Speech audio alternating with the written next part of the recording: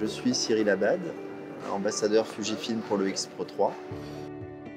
Je travaille comme photojournaliste depuis quelques années maintenant, principalement en fait, sur du matériel Fujifilm. Depuis quelques années, je travaille surtout sur des sujets moyens long cours. C'est du photojournalisme type documentaire. Je m'intéresse plutôt à des sujets qui ont trait à la religion. C'est notamment mon dernier projet, qui est un projet de 3 ans sur les formes originales de la religion aux États-Unis. Mais auparavant, j'avais déjà travaillé sur le Brexit, par exemple, un sujet vraiment sur des sujets de société, avec une écriture de photographie de rue au d'abord.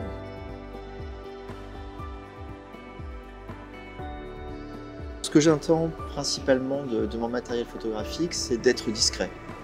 Compact, discret, réactif. Parce que j'ai une photographie qui tend à être de plus en plus proche des gens. Donc là, j'ai changé de mode.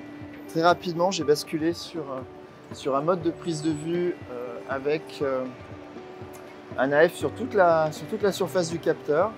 Et je vais aller beaucoup plus près des gens. Je vais essayer de choper des détails, des mouvements. Donc là, par contre, l'AF est activé. Il est en mode C, c'est-à-dire que sur un déplacement, il va se calculer. Il est en détection de visage, des yeux. Et puis il est en rafale. Donc là, il est poussé au maximum et ça va me permettre justement d'aller chercher des détails, des plis.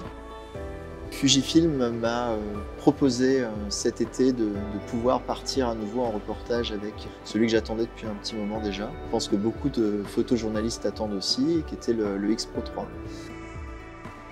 Ce qui est intéressant, c'est que la visée hybride, multi-hybride est restée sur le X Pro 3. Parce que moi déjà, dans mon usage, je n'utilise que le viseur optique.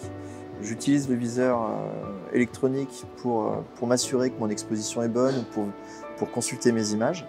Mais je préfère de loin utiliser ce viseur optique qui présente un peu le barillet à droite. Pourquoi? Parce que je peux anticiper un petit peu ce qui rentre dans le cadre.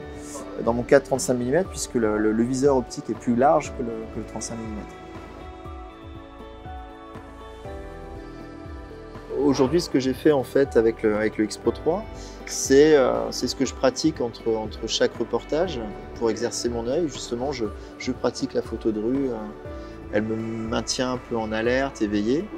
Et donc, je me suis baladé dans Paris au départ d'Opéra, puis vers les grands magasins pour pratiquer de la photo de rue avec ce boîtier. Le boîtier est commuté sur M.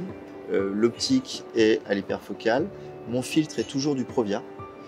Et je suis généralement dans un paramétrage de ma sensibilité qui commence à 250 ISO jusqu'à 800 ou 1006 avec un minimum de vitesse de 1,250.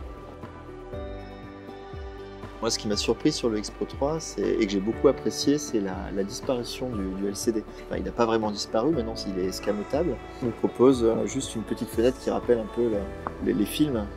Et donc, de ne pas avoir à chaque fois cet écran qui nous propose toutes sortes de paramétrages et juste se concentrer sur sa prise de vue et récupérer les informations à travers le viseur, pour moi c'était idéal. Quand je pars en reportage, en fait, j'emporte généralement qu'une seule optique. J'emporte le Fujinon 23-1.4.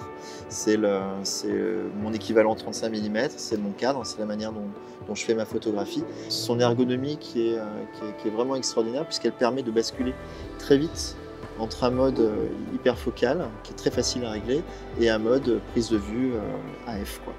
Donc il suffit simplement de pousser, tirer une bague, pour basculer en mode AF ou en mode hyperfocal pour moi. En plus, cette optique est géniale puisqu'elle dispose d'une incrémentation. Donc c'est très facile de placer son hyperfocal en fonction du diaph qu'on a choisi.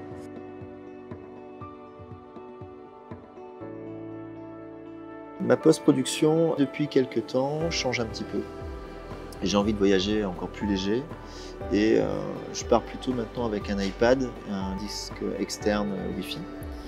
Il m'arrive souvent de travailler sur les JPEG et j'ai un workflow dans lequel je vais post-traiter plutôt dans des applications tierces comme VSCO Cam, dont j'aime beaucoup les filtres.